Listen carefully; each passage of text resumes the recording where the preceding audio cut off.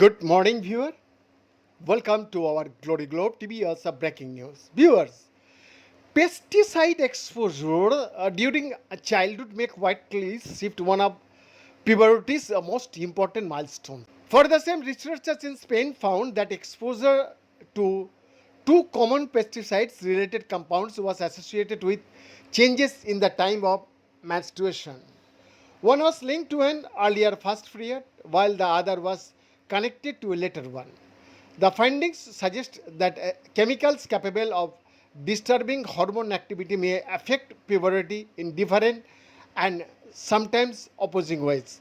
The study, published in Environmental Research, involved 506 girls participating in the INMA Childhood and Environment Collaborative Birth Cohort Study, where researchers from the University of Granada and the IBS Granda Biomedical Research Institute followed participants from Asturias, Guipúzcoa, Sabadell, and Valencia.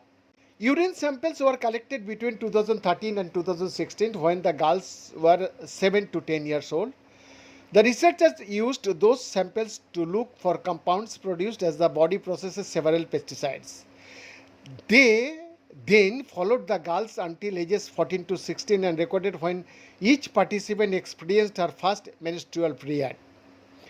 The clearest findings involve ETU, ethylene-thuria, a residue associated with dithiocarbamate type fungicides. Girls with higher ETU concentrations tended to experience menarche, first menstruation, at a younger age.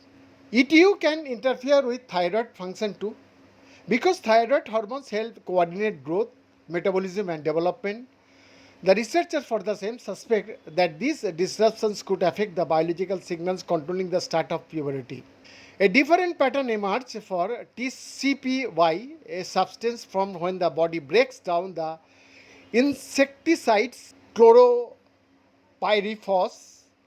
Then girls in whom TCPY was detected generally began menstruating later, and this association was particularly noticeable among participants who were overweight or obese, suggesting that body composition may influence how chemical exposure affect development. Viewers, puberty. Puberty depends on a fully coordinated exchange of signals among the brain, ovaries, thyroid, and other parts of the endocrine system. Endocrine disruptors can interfere with this communication by emitting hormones, blocking them, or changing how they are produced and processed.